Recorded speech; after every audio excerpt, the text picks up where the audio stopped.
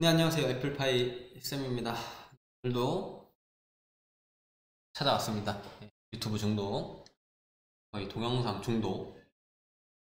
못생겼지만 영상 찍는 걸 너무 좋아해요. 아마 조만간 여기 그거 설치될 것 같은데, 크로마키 스크린? 되지 않을까 싶네요. 네, 이번 시간에는 파이썬이 아니라 네트워크를 가져왔는데, 왜 네트워크를 가져왔느냐? 네, 미래사는 과학고등학교 메이커 창작과 3학년 학생은 네트워크 수업을 배우죠. 근데 되게 네트워크에 대해서 그러니까 헷갈려하는? 어려워하는 친구도 되게 많아요. 왜냐면은 눈에 안 보이잖아요. 네트워크가 뭐예요? 전 세계 뭐, 통신망, 뭐, 몰라! 안 보이니까. 저거 뭐가 연결돼 있대. 몰라요, 몰라.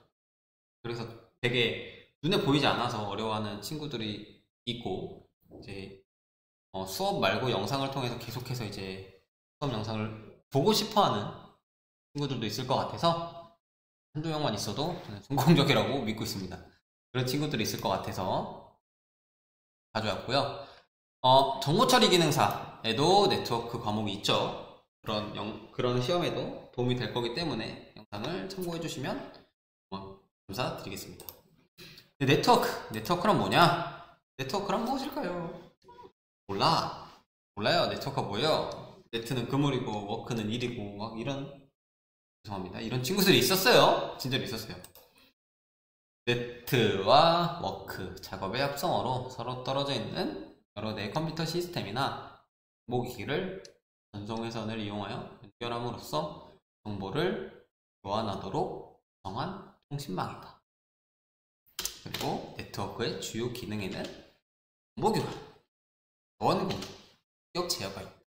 라고 하면 주먹 날아가는 화면에 주먹 날아가면서 이제 뭐야 이게 되는 거예요. 이렇게 되는 거야. 이러면은 네트워크가 뭔지 어떻게 알아요? 그렇죠? 그래서 이제 조금 이해를 돕고자 카카오톡 세팅을 예시로 가져와 봤어요. 한번 봅시다. 이제 이걸 안 줬어. 이거는 조금 기다려주세요. 이제 춘식이라는 애가 있어요. 춘식이. 선생님이 가장 좋아하는 캐릭터 중 하나. 춘식이가 이렇게 혼자 열심히 막 카톡을 핸드폰으로 막 이렇게 하고 있어. 하고 있다가 이제 카톡을 하겠죠. 누구랑 카톡을 하게 돼. 카톡을 춘식이 2랑 톡방을 만들어서 하게 되고, 이제 또 한 명이 추가가 돼. 이거 개인 좀 이따 영상을 보시면 화면을 보시면 됩니다.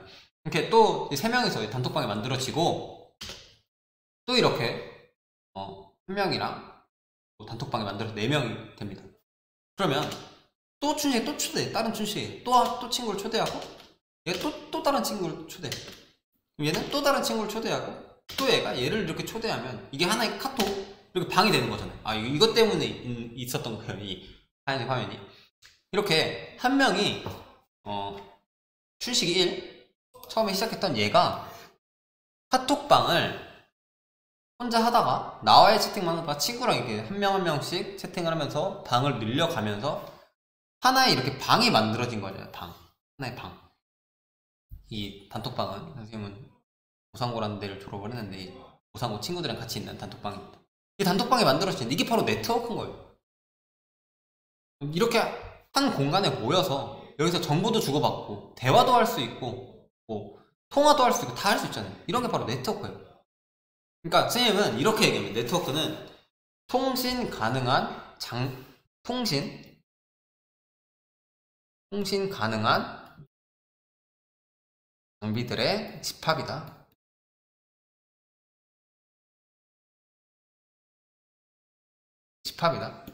이렇게 얘기합니다. 네트워크란 통신 가능한 장비들의 집합인 거예요. 쉽게 얘기하면 진짜 카톡이에요. 카톡. 다른 몇 대, 6대 지금 단톡방만 보면 6대 스마트폰 기기에서 하나의 톡을 통해 네트워크가 만들어졌다. 라고 생각을 하시면 이런 게 바로 네트워크. 그냥 통신 가능한 장비들의 집합인 거예요. 네트워크는. 그럼 이제 좀 이해가 되지 않을까 싶어요. 이거 듣고 나서 합성어로 여러 대의 컴퓨터 시스템이나 정보기기를 경송회선을 이용하여 연결하면서 정보 교환하도록 구성 통신망입니다. 그냥 통신 가능한 장비들의 집합인 거예요. 그냥 간단하게 우리 간단하게 갑시다. 안 그래도 어려 죽겠는데 안 보여서. 통신 가능한 장비들의 탑이다. 그냥 제발 우리 간단하게 갑시다. 어렵게 말고 간단하게.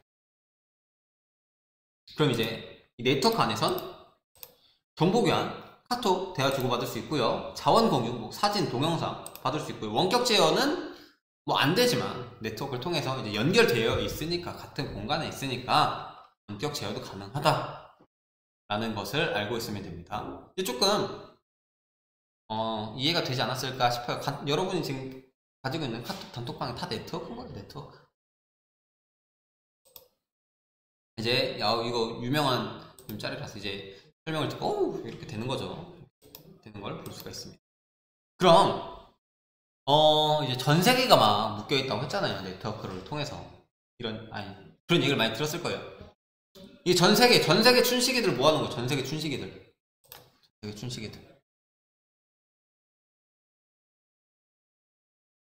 춘식. 그러면 봅시다. 네트워크는 가장 큰 장점 중에 하나가 절대 무너지지 않아요. 없어질 수가 없어요. 없어질 수가 없다고 저는 생각해요. 뭐 원밀리 따지면 뭐 없어질 수도 있고, 뭐 일단 없어질 수 있다고 생각하지 않습니다. 왜냐면 이렇게 있다가 이 네트워크가 연결돼 있다가 한 명이 이렇게 연결 끊었어. 이렇게 둘이 연결을 끊었다고 해서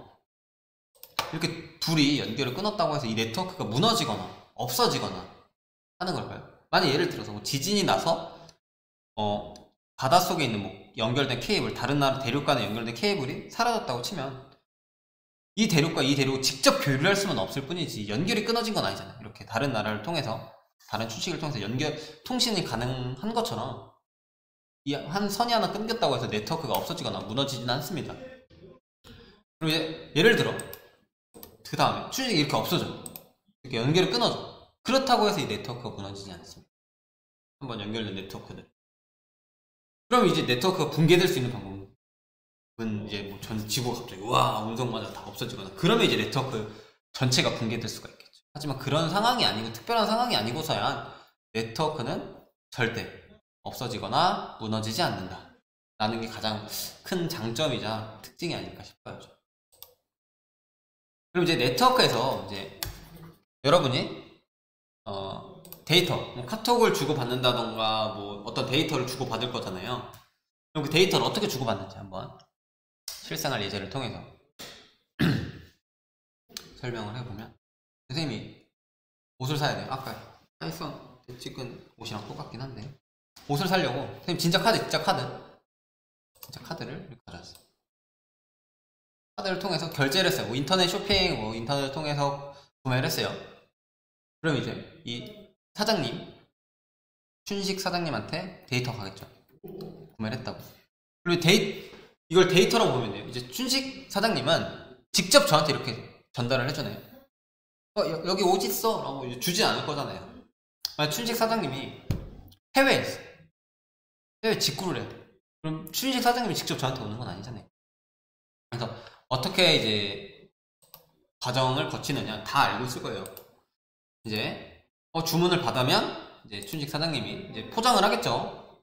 포장을 해서 이거를 이제 택배 기사님들이 이걸 들고 이제 실으셔서 이제 허브라는 막 여러분 많이 알잖아요. 서울 막 옥천 허브, 뭐 어디 허브 택배 시키면 막 그런 허브 있잖아요. 그런 곳으로 이제 배달을 해가겠죠. 부산 허브에 가서. 그럼 이 차는 쭉 와가지고 어디로 갈까요? 그래서 이제 부산에서 이제 뭐 서울 허브라든지 뭐 어떤 허브 지역에 도착할 거예요. 그러면 얘를 택배기사님이 서울에 계신 택배기사님이 수령을 하고 저희 동네를 담당하신 택배기사님이 저한테 이렇게 옷을 가져다 주는 형태가 되겠죠. 이 데이터의 흐름도 똑같아요. 그럼 여러분이 이런 화면을 볼 수가 있을 거예요. 그쵸? 그러면 왜 이걸 설명을 하냐? 데이터의 흐름도 똑같단 거예요. 지금 여기서 내가 옷을 주문하고 옷을 받았을 때 단계를 거치잖아요. 단계. 중간에 택배기사님이 수령하는, 춘식 사장님이 포장하는 단계, 택배기사님이 그 상품을 수령하는 단계, 그리고 허브에서 다른 지역 허브로 이동하는 단계, 이동한 지역 허브에서 그 지역의 택배기사님이 그걸 다시 가져오는 단계, 그리고 그 택배기사님이 내 동네로 와서 나한테 주는 단계. 왜 이렇게 단계를 나눴느냐? 만약에 100만원짜리 옷을 샀어. 근데 택배가 안 와. 한 달, 두 달 지나도 안 와. 그래서 막 이상한 거야. 100만원 날렸어. 그래서 이제 춘식 사장님한테 전화하는 거지. 아, 사장님! 안 왔어! 내 100만원! 딱 이렇게 됐어. 내 100만원. 뭐라고 해? 내 100만원! 내 100만원 어딨어? 내 100만원 내놔! 막 이랬어요. 그럼 춘식이 뭔 소리야? 난 보냈어. 난 보냈다고. 그리고 뭔 소리야? 난 받은 적이 없는데. 무슨 소리야? 나는 이렇게 택배를 포장해서 보냈다 라고 얘기했어. 근데 그럴 일은 없겠지만 이 택배기사님 얘를 가지고 이 허브로 넘기는 과정에서 분실이 된 거예요. 왜냐면 워낙 물량이 많다 보니까 분실이 됐어요. 그러면 나는 분명 보냈는데 이 허브 쪽, 예를 들어 부산 허브에 들어오지 않았대. 그럼 이 데이터가, 이 옷이 여기도 갈 일이 없고 여기도 갈 일이 없고, 그러니까 당연히 못 받은 거예요. 그러니까 단계별로 나누니까 어디서 이게 실수가 일어났는지 단숨에 파악이 되는 거예요. 만약에 이렇게 나눠놓지 않았어요. 그럼 춘식 사장님이 부산에서 부릉부릉 타고 이거 욕 아니야, 욕 아니야. 지우자 이거. 경찰을 어떻게 그래야 되냐? 트럭 있고 뭐 이런 자동차가 있다고 칩시다. 춘식 사장님이 직접 배달한다고 치고, 춘식 사장님이 오다가 휴게소에 들렸어. 갑자기 휴게소에 들러서 갑자기 뭐 핫바를 먹는다든지 감자를 먹는다든지 그러다가 얘를 잃어버린 거야. 잃어버렸어. 옷을 잃어버렸어. 옷을 잃어버리면, 그리고 딱 서울에 와서 우리 집 앞에 왔는데 어디 옷이 없어. 100만원 이 옷이 없는 거야. 모르는 거지. 내가 부산에서 여기까지 오는데 휴게소에서 잃어버린지 휴게소 화장실에서 잃어버린지 모르는 거야. 이런 불상사가 나타나는 거예요. 그렇기 때문에 이렇게 단계를 나눠놓으면 어디서 내가 물건을 잃어버리거나 이 물건이 제대로 전송이 안 됐는지 파악이 쉬운 거예요. 문제 파악이 쉽고 이 부분만 확인을 하면 되는 거잖아요. 전체를 확인할 필요 없이 이 운송 과정만 확인하고 이 운송 과정만 조금 수정을 하면 되는 거겠죠. 이렇게 문제를 쉽게 파악할 수 있는 거예요. 데이터 똑같아요. 너무 길게 왔는데 이 데이터, 카톡 데이터를 보낼 때도, 네트워크를 통해서 데이터를 보낼 때도 이러한 단계를 거치는 거예요. 단계. 어떤 단계를 거치느냐, 이제 OSI 7계층이라는 계층을 거쳐서 데이터가 전송이 된다 라는 것을 알고 있습니다. 여기가 물리층이 1층, 2층, 3층, 6층, 7층. 어떤 데이터, 안녕이라는 데이터를 보낸다고 했을 때 얘를 카톡을 통해서, 카톡이 꼭 그렇게만 된다는 건 아니에요. 어떤 데이터를 보낸다고 했을 때 이 데이터가 바로 내 핸드폰에 이렇게 오는 게 아니라 응용층, 회원층, 세션층, 운송층, 네트워크층 이런 걸 거쳐서 온다는 거예요. 쭉 가서 물리층에 또 이렇게 쭉쭉 가서 이제 나한테 안녕이란 말이 온다 라는 거. 그럼 이렇게 왜 나눠놨겠냐? 왜 나눠놨냐? 데이터를 굳이 직접 주면 되지 않느냐? 아까도 얘기했지만 문제가 생겼을 때가 문제인 거예요. 데이터, 안녕이라는 데이터 못 받아, 중요한 데이터를 못 받았어요. 그럼 그게 어디서 문제가 발생을 했고 어디가 지금 잘못됐는지 파악을 하기가 쉽지 않은 거예요. 바로 보내면. 근데 만약에 데이터가 안 왔어. 야, 나 데이터 받은 적 없어. 뭔 소리야? 나는 학교 오라고 난 문자 못 받았어. 오늘 등교 날인데 등교를 안 했어. 그래서 담임선생님 전화가 와. 야, 너 왜 안 와? 했더니 저 문자 받은 적이 없는데요? 뭔 소리야? 나는 문자를 보냈는데. 그러면 이제 파악하기 시작하는 거죠. 어디서 문제가 돼? 세션층 너 못 받았니? 아니, 난 받았는데? 난 받았어. 그래, 전송층에 넘겼어. 했더니 전송층에 뭐라고 했더니 난 받은 적이 없어. 이렇게 되네. 그럼 당연히 네트워크층도 못 받고 데이터층도 못 받고 물리층도 못 받으니까 데이터가 등교하라는 문자가 가질 않는 거지. 그럼 이 부분만 이제 파악을 하면 되는 거예요. 전체적인 부분이 아니라. 이렇게 효율적으로 관리하기 위해서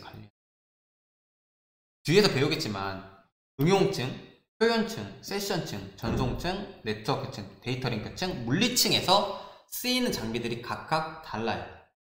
근데 각각 다른데 만약에 데이터가 전송이 안 되는 문제가 생겼어요. 예를 들어서 전송층 여기서 문제가 네트워크층에서 문제가 생겼다고 합시다. 네트워크층에서 쓰는 장비가 라우터라는 장비, 라우터. 그러면 이 데이터 전송 과정에 문제가 생겼을 때 응용층, 표현층, 세션층, 전송층, 데이터 링크층, 물리층의 장비를 바꿀 필요는 없는 거예요. 왜냐면 네트워크 층에서만 문제가 생겼기 때문에. 그러면 이 7개의 장비를 바꿀 필요 없이 라우터 장비만 교체해주면 되는 거예요. 교체. 이런 이유 때문에 데이터를 전송할 때 계층을 나눠서 데이터를 전송한다 라고 아시면 됩니다. 만약에 이렇게 안 나눠 놓으면 만약에 네트워크 층에 문제가 생기면 얘를 다 고쳐야 되는 거예요. 7개 장비를 다 고쳐야 돼. 돈도 많이 내고 돈도 없어 죽겠는데 그렇게 되는 거예요.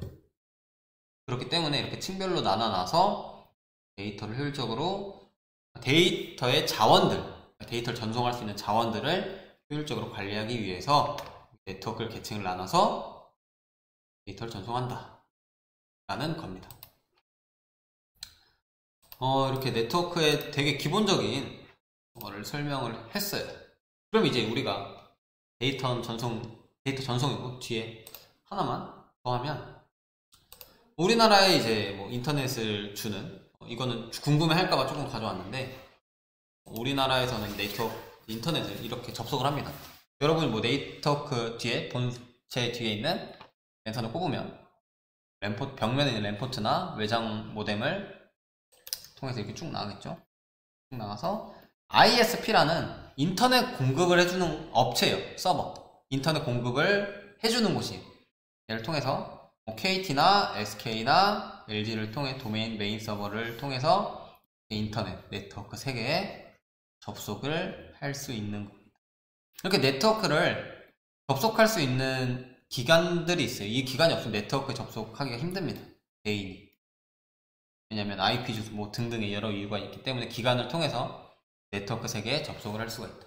그리고 그 네트워크 세개에서 데이터 전송은 OSI 7계층을 통해서 이제 네트워크가 내가 데이터를 줄 수도 있고 네트워크를 받을 수도 있다 라는 것을 아시면 되겠습니다. 이렇게 기본적으로 네트워크는 이런 것이다. 네트워크에서 데이터는 이렇게 전송이 되고 이런 흐름이다 라는 것을 조금 기억을 해줬으면 좋겠고요. 그리고 OSI 7계층은 정보 처리 기능사나 네트워크를 배웠다 하는 친구들은 반드시 OSI 7계층에 대해서 1층 물리층, 2층 데이터 링크층, 3층 네트워크 전송 세션 표현 응용을 기억하고 암기를 하고 계셔야 됩니다. 네트워크 다시 한번 마지막으로 네트워크는 뭐다? 통신 가능한 장비들의 집합이 바로 네트워크다 라고 알아주시면 됩니다. 네, 오늘 수업은 여기까지고요. 뒤에 이제 앞으로 네트워크 장비들 IP 주소, 서브네팅 뭐 이런 걸 쭉 할 테니까 다음 시간에 보도록 합시다. 네, 이번 네트워크 시간 여기까지고요. 고생 많으셨습니다. 안녕.